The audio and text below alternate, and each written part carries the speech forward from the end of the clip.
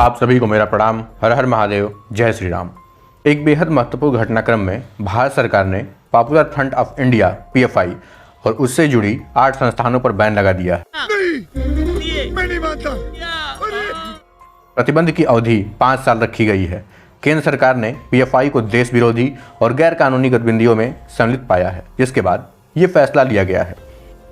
आइए देखते हैं अपने आदेश में मोदी सरकार ने popular front of India PFI और उससे जुड़ी 8 संस्थानों को देश की सुरक्षा के लिए खतरा बताया है। गृह मंत्रालय द्वारा यह निर्णय मंगलवार 27 सितंबर 2022 को लिया गया है। गृह मंत्रालय द्वारा इस आदेश की अधिसूचना जारी करते हुए बताया गया है कि पीएफआई देश के अलग अलग हिस्सों में देश विरोधी हरकतें कर रही थी। मंत्रालय का मानना है कि इस संगठन के कैडर अपनी गैर कानूनी हरकतों को दोहराते जा रहे थे।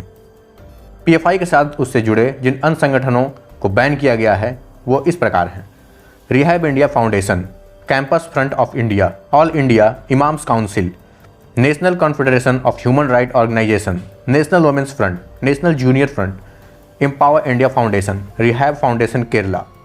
गृह मंत्रालय का मानना है कि जांच के दौरान इन सभी संगठनों के पीएफआई से कनेक्शन पाए गए हैं। गृह मंत्रालय ने अपने आदेश में कहा है कि पीएफआई अपनी सहयोगी संस्थाओं की मदद से मुस्लिम छात्रों, महिलाओं, वकीलों और इमामों के बीच अपनी पैठ बनाता था। मंत्रालय का मानना है कि पीएफआई की सहयोगी संस्थाएं फंड जुटाने में भी उनकी मदद कर रही थीं। बैन करने वाले आदेश में पीएफआई को जड़ और बैन की गई है। अन्य सहयोगी संस्थाओं को सिरा की संज्ञा दी गई है। इसी आदेश में बताया गया है कि पीएफआई के कैडर देश के संवैधानिक ढांचे के प्रति अनादर का भाव रखते हैं। पीएफआई के कुकर्मों की लिस्ट। पीएफआई और उसके कैडरों के खिलाफ विभिन्न राज्यों में 1300 से ज़्यादा आपराधिक केस दर्ज हैं। पीएफआई के संबंध अंतर्राष्ट्रीय आतंकी संगठनों से रहे हैं। इसके कैडर खासकर केरल से आईएसआईएस की तरफ से लड़ने के लिए सीरिया, इराक, अफगानिस्तान तक गए हैं। पीएफआई खुद को सामाजिक संगठन कहता है, लेकिन आरएसएस कार्यकर्ताओं की हत्या तक में पीएफआई कैडर का हाथ रहा है।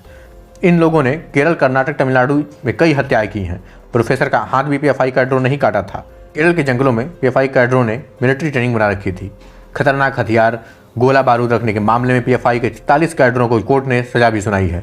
भारत के कई राज्यों और विदेशों में पीएफआई को फंडिंग होती थी। इसके 100 से अधिक बैंक खाते और खाता धारकों की आर्थिक स्थिति में गंभीर भिन्नता पाई गई है।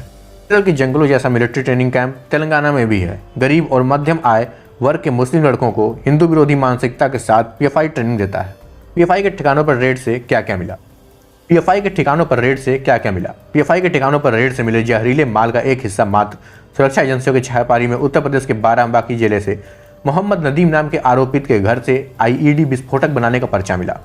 लखनऊ के खदरा से गिरफ्तार किए गए अहमद बेग नदवी के पास से विस्फोटक बनाने की प्रयोग विधि मिली। सुरक्षा एजेंसियों के मुताबिक यह विस्फोटक बनाने का 60 कोर्स था। इस पर्चे की शुरुआत में कुरान की आयत का जिक्र था, जो युद्ध के दौरान लड़कों के लिए प्रयोग हुई थी। इसमें मूर्ति पूजकों ने उनको देखते ही काट डालने तक की नफरत की शुरुआत की गई है। नीचे विस्फोटक बनाने की पूरी विधि के साथ पर्चे के अंत में पीएफआई के झंडा और दिल्ली के कालिंदी कुंज स्थित मुख्यालय का पता लिखा हुआ था। पर्चे में विस्फोटक बनाने के सभी चीज़ें और उनके प्रयोग में स्थान भी दर्ज थे। तमिलनाडु में बरकतुल्लाह के घर हुई थी। वहां से सुरक्षा एजेंसियों ने 2 लॉरेंस डिवाइस बरामद की थी। ये वायरलेस सेट नुमा सामान है। हालांकि इसके प्रयोग की विधि के बारे में नहीं बताया गया है। बंगलौर के शाहिद खान के घर पर रेड के दौरान भारी मात्रा में कैश बरामद हुआ। इस कैश में 500 और 2000 के नोट शामिल थे। कोलकाता के पीएफआई के ऑफिस पर हुई छापेमारी में गाइडलाइन देती हुई कई किताबें बरामद हुई थीं। महाराष्ट्र में हुई छापेमारी के दौरान पीएफआई के प्रदेश अध्यक्ष इरफान मिल्ली के घर से पीएफआई की टी-शर्ट और उसी से संबंधित किताबें भी मिली थीं। इसके अतिरिक्त सुरक्षा एजेंसियों का मानना है कि उन्हें आईएसआईएस और गजवा-ए हिंद से जुड़े साहित्य के साथ भड़काऊ सीडी भी मिली थी। सुरक्षा एजेंसियों का यह भी मानना है कि छापेमारी की भनक लगते ही आरोपित द्वारा कई सबूत नष्ट कर दिए गए हैं। गृह मंत्रालय द्वारा जारी अधिसूचना में कहा गया है कि पीएफआई और उसके सहयोगी गैर कानूनी गतिविधियों में लिप्त हैं, जो देश की अखंडता, संप्रभुता और सुरक्षा के लिए हानिकारक है और उनके पास सार्वजनिक शक्ति, शांति और सांप्रदायिक सद्भाव को बिगाड़ने की क्षमता है। इसने कहा कि पीएफआई समाज के एक विशेष वर्ग को कट्टरपंथी बनाने के लिए एक गुप्त एजेंडे का अनुसरण कर रहा है और यह संगठन देश के संवैधानिक अधिकार के प्रति सरासर अनादर दिखाता है। अधिसूचना में कहा गया है, धन और व्यवहार के वैचारिक समर्थन के साथ यह देश की आंतरिक सुरक्षा के लिए एक बड़ा खतरा बन गया है। समय रहते इन पीएफआई जैसे कई आतंकवादी संगठनों और ऐसे कई संस्थानों को बैन करना इस देश के लिए अति उत्तम है और अति आवश्यक है। अगर इसमें देरी हुई तो हिंदुस्तान में सिर्फ एक नाम मात्र ही रह जाएगा। आप कब से बजा रहे हैं? 2004 से।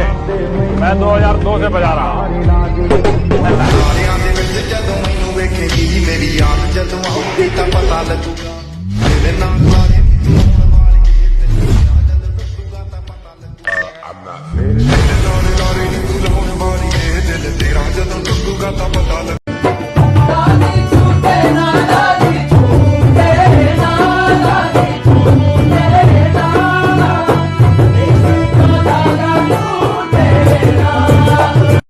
अगले वीडियो में फिर मिलेंगे। तब तक के लिए हर हर महादेव, जय श्री राम।